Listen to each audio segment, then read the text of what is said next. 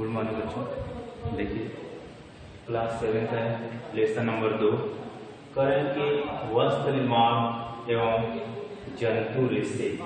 वस्त्र निर्माण मतलब कपड़े बनाना, कपड़े का निर्माण करना, और जंतु रेशे तो वस्त्र निर्माण में हम जंतुओं के रेशे का क्या उपयोग है, ठीक है। तो वस्त्र निर्माण के लिए हमें जंतु रेशे या वनस्पति रेशे की आवश्यकता पड़ती है। तो हमको जो है रेशे मुख्य रूप से दो स्रोतों से प्राप्त होता है। जो रेशा होता है, रेशे जो होते हैं, यह मुख्य रूप से इनकी प्राप्ति दो प्रकार से होती है। एक होता है पादप रेशा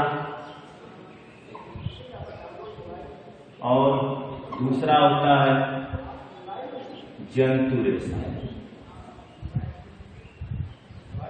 तो पादप रेशा और जंतु रेशे के बारे में हम थोड़ा विस्तार से पढ़ेंगे।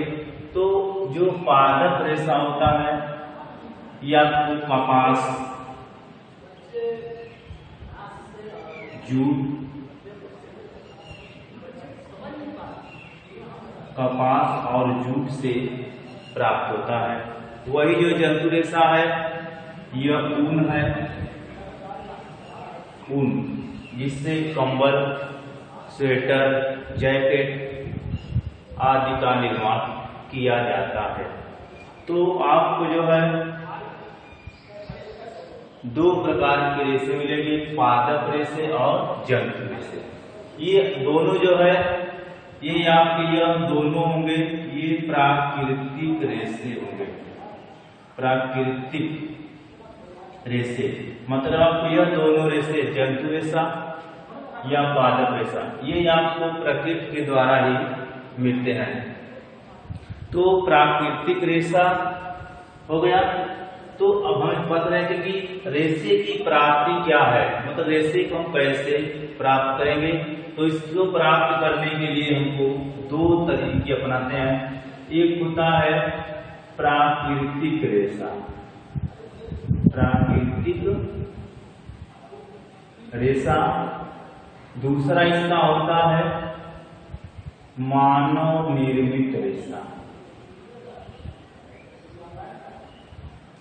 मानव निर्मित रेशे में और प्राकृतिक रेशे, यह मुख्य रूप से आपको दो प्रकार के रेशे पाए जाते हैं।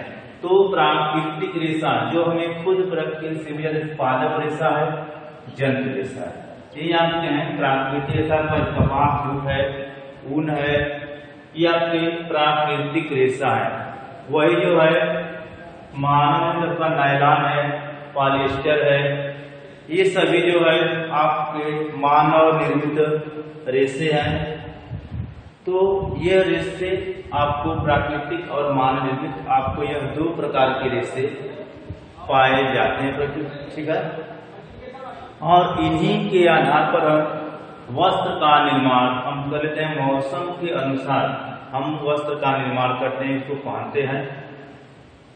ठंडी पड़ रही है तो हम ऊनी वस्त्र उपयोग करेंगे, गर्मी है तो हम पादप रेशे, जूट के, कपास का हम उपयोग करें। कपास से बने जो धागे होते हैं उनसे हम कपड़े का उपयोग, बने कपड़े का उपयोग करते हैं।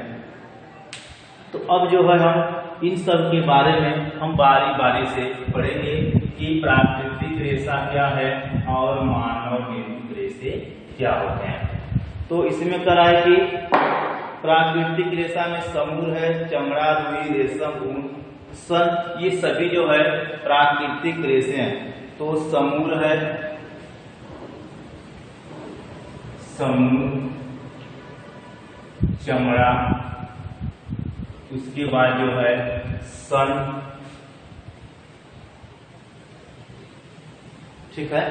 तो इस तरह से रुई है, रुई है, रुई, रेशम इत्यादि, ये जो है आपके सभी आपके यह प्राकृतिक रेशे हैं, मतलब यह हमको प्रकृति के द्वारा ही प्राप्त होते हैं। उसके बाद जो है ये रेशे जो है बहुत मुलायम होते हैं। और दूसरा है मानव निर्मित रेशा।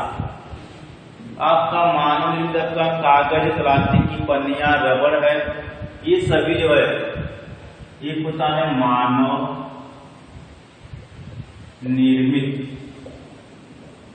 रेशा। मानव निर्मित रेशा में आपका है प्लास्टिक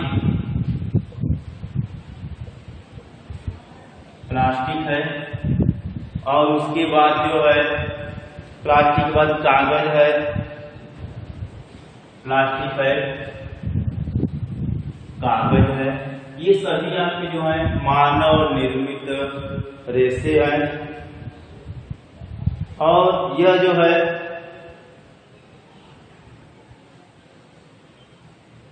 प्राकृतिक अपेक्षा इनके निश्चित लाभ होते हैं कि कीमत प्राकृतिक रेशों की अपेक्षा कम होती है।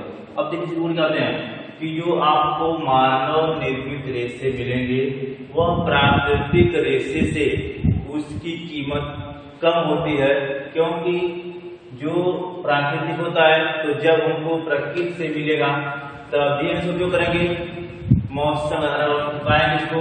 लेकिन वही जो है मानव निर्मित होता है, जब हमारी इच्छा करेगी हम उसको बना लेंगे रासायनिक पदार्थ मिला करके, और हम जो है उन रेशों का निर्माण कर लेंगे और उससे हम कपड़े जो भी बनाना हो उसमें उनसे हम बना लेंगे। इसीलिए हमको क्या है ये जो प्राकृतिक होता है ये महंगा पड़ता है, महंगा मिलता है, और जो कृत्रिम होता है आपको यह सस्ता मिल जाता है। तो ये जो है रेशे की गुणवत्ता होती है, मतलब उसके आधार पर उसको कीमत होती है। उसके बाद है ऊन। ऊन जो है एक प्राकृतिक रेशा है। यह जो है जंतुओं के बाल, जैसे भेड़ के बाल, बकरी के बाल, मेमने के बाल से हम ऊन की प्राप्ति करते हैं, और इस ऊन से गर्म कपड़े का निर्माण करते हैं जो सर्दियों के दिनों में उपयोग करते हैं, पहनने के लिए उपयोग करते हैं। और करें कि ये जो भेड़ के बाल होते हैं ये बहुत सॉफ्ट, बहुत मुलायम होते हैं, और इनसे जो कपड़े होते हैं, इससे जो ऊनी कपड़े बनते हैं, यह हमको बहुत, हमारे शरीर को बहुत ही गर्म रखते हैं। जब इन्हें पहन लेते हैं तो यह हमारे शरीर के अंदर की ऊष्मा को बाहर निकलने देते हैं, और बाहर की ऊष्मा को अंदर नहीं देते हैं, जिससे हमारा शरीर जो है गर्म रहता है और हम ठंड से बच जाते हैं। कह कि मेरिनो भेड़ होती है अच्छी गुणवत्ता का आपको ऊन देती है। जो मेरिनो भेड़ होती है यह अच्छी प्रकृति का आपको ऊन देती है, और इससे जो है अच्छी किस्म के जैकेट, ओवरकोट, स्वेटर बनाए जाते हैं, जिससे जो है सर्दियों के दिन में हम इसका उपयोग कर लेते हैं। देखिए करें कि ऊन के स्रोत, ऊन के स्रोत क्या है। देखिए करें कि ऊन का मुख्य स्रोत है भेड़। भेड़ से ही हम ऊन की प्राप्ति करते हैं। मेरिनो भेड़ है तो इससे जो है लगभग हमको 40% ऊन की प्राप्ति हो जाती है।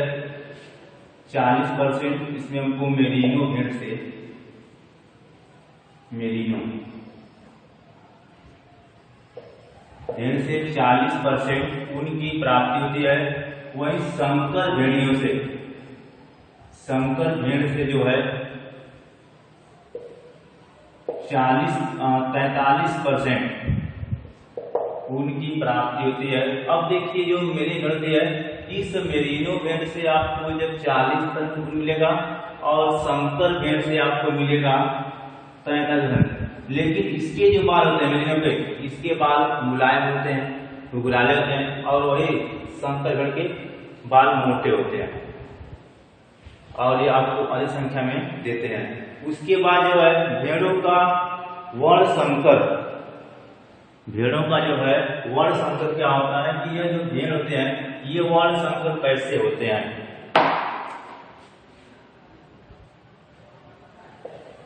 भेड़ों का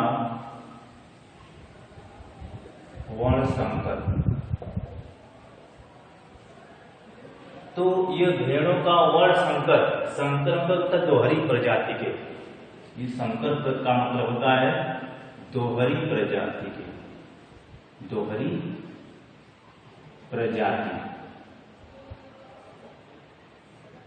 तो दोहरी प्रजाति की जो भेड़ होते हैं उनके बाल जो है मोटे होते हैं और ये जो है मजबूत होते हैं और लंबे होते हैं।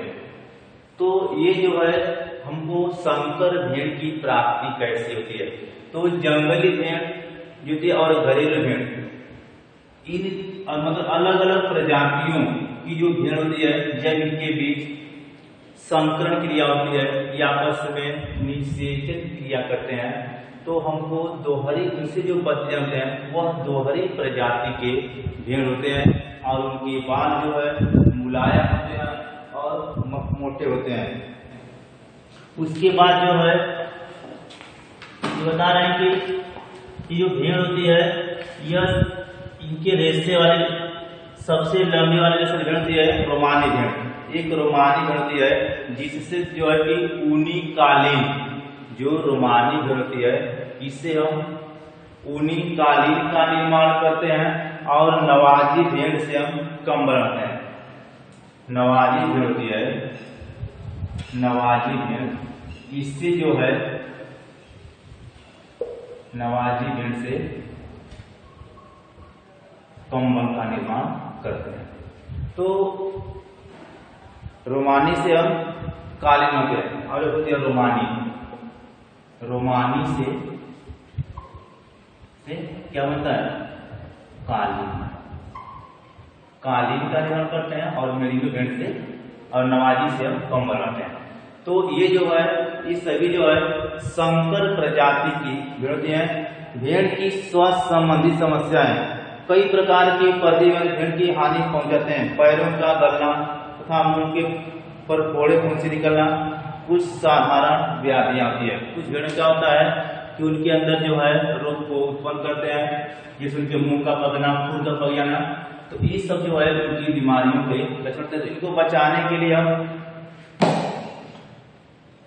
इनको बचाने के लिए भेड़ अन्य व्याधि होती है। इस भेड़ पर घाव बना होता है, कुछ कीड़े किलनियां होती हैं, ये भयानक बीमारी से जुड़ते हैं जिससे स्क्रैपिंग यानी मांस का छीलना करते हैं सूक्ष्म जीवाणुओं के कारण। उसमें क्या होता है कि कुछ जो भेड़ होती हैं उसमें जो है किलनी और सब जो होते हैं उन्हें रोग पकड़ लेते हैं, तो वो क्या करते हैं वो उनके मांस को हटा देते हैं, जिससे शरीर से बाल की कमी पड़ जाती है, जिससे बाल की प्राप्ति कम होती है।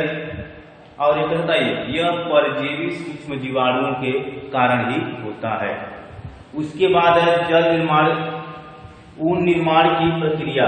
ऊन को हम निर्माण कैसे करते हैं, तो ऊन निर्माण में क्या होता है, ऊन निर्माण की प्रक्रिया। तो ऊन निर्माण में क्या होता है कि जब हम भेड़ से बाल की कटाई करते हैं तो हम उस भेड़ की चमड़ी की एक परत सहित, जो सबसे ऊपरी परत होती है, उस हम एक चमड़ी सहित उसको हम बाल को निकालते हैं, मतलब जिसको बहुत बारीक चमड़ी होती है, तो उस मशीन से काटेंगे तो वह चमड़ी की सहित हम ऊन को हम उसके शरीर से अलग करते हैं। अलग करने के बाद उसको जो है कतरना करते हैं। उसके बाद जब उसको काट अलग कर लेंगे तब उसके बाद छटाई करेंगे, ठीक है। पहले परत जाता है तो उसको कहते हैं कतरना। मतलब जब हम भेड़ के बाल काटते हैं मशीन द्वारा, हाथ द्वारा, तो उसको हम एक चमड़ी सहित, मतलब उसकी जो बहुत बारीक चमड़ी थी पतली, उस पतली चमड़ी की सहित हम उसको उतारते हैं तो उसको कहते हैं कतरना। दूसरा इनका स्टेप होता है छंटाई। छंटाई में क्या होता है कि जब हम ऊन का जो गुणवत्ता होती है, मतलब उसमें जो काटेंगे तो उसकी रहने के हर जगह से बाल अच्छे होंगे, तो उसमें से जो अच्छे बाल होंगे उसको अलग कर लेंगे, निम्न क्वालिटी में उसको अलग कर लेंगे, तो इसको कहते हैं छंटाई। उसके बाद जब छंटाई कर लेंगे तब उसको साफ करेंगे, उसके चमड़ी को बाल अलग कर लेंगे। अलग करने के बाद फिर क्या करेंगे, उससे जो है धागे का निर्माण करेंगे। धागे बनाने के बाद तब उससे जो है वस्त्र की बुनाई करते हैं। सूत बनाएंगे फिर क्या करेंगे, मतलब तय कर लेंगे। फिर तीसरा होगा उसका सूत का निर्माण करना, सूत बनाना, मतलब उसको धागे बना लेंगे। और 4 स्टेप में क्या होगा आपका वस्त्र निर्माण। हम वस्त्र निर्माण करेंगे। तो ये जो सिस्टम होता है, कतरना, छटाई करना, सूत बनाना, वस्त्र निर्माण करना, ये सब जो है उनकी जो है भेड़ की पूरे सिस्टम है। उनको भेड़ के बाल से हम कैसे जो है कपड़े का निर्माण करेंगे। उसके बाद जो है ऊन के प्रकार। ऊन जो है कितने प्रकार के होते हैं, ठीक है। ऊन का बाजार मूल्य, उसी की उत्तमता, लंबाई, मजबूती, लचीलेपन, गुणवत्ता, हर चीज को ध्यान में रखा जाता है। तब जाकर के आपको ऊन, तो ये जो है कि उनकी लंबाई जो कि उनकी कीमत भी उस हिसाब से उसकी लगाई जाती है। किसी गुणवत्ता की इसकी लंबाई कितनी है, कितना लचीलापन है, कितनी इसकी मोटाई है, तो ये ऊन के प्रकार हैं। उसके बाद है जब उसकी ऊन की छटाई कर लेंगे तब उसकी हम कताई करेंगे, मतलब उसके धागे का निर्माण करेंगे। कताई व धुनाई करेंगे। उसमें क्या होता है कि जब हम ऊन की धुनाई करेंगे तो उसमें जो अशुद्धियां होंगी वो सब जो है अलग निकाल लेंगे और हम शुद्ध ऊन प्राप्त कर लेंगे। धूल मिट्टी से अलग कर लेंगे। जब हम शुद्ध ऊन प्राप्त कर लेंगे उसके बाद सूत का निर्माण करेंगे। तो क्या करेंगे, उसमें हम धागे का निर्माण करेंगे, ठीक है। उसके बाद है ऊन की शुद्धता। अब ऊन की शुद्धता कैसे क्या करेंगे, ऊन व्यापारिक अंतर्राष्ट्रीय ऊन संगठन IWS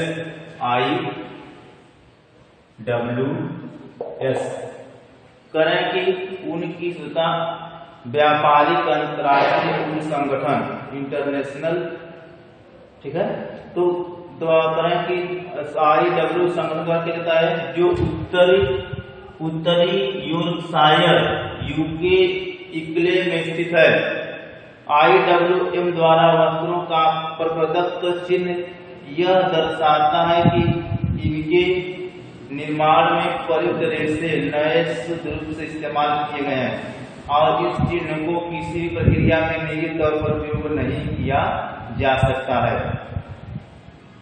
तो उसमें क्या करते हैं कि जब इंटरनेशनल जो व्यवस्था होती है इसमें हम ऊन की शुद्धता को जांच करते हैं, और जब ऊन की शुद्धता जांच करेंगे तो उसमें जो है उनकी लंबाई, गुणवत्ता सब जांच होती है और उस पर एक मोहर लगती है और उस मोहर से ही पहचानते हैं कि यह ऊन शुद्ध है, इसमें किसी दूसरे पुराने ऊन का उपयोग नहीं किया गया, इसमें सब कुछ शुद्ध है। और वह मोहर जो है निजी तौर पर नहीं बनाई जा सकती है। आज के लिए इतना वीडियो काफी है।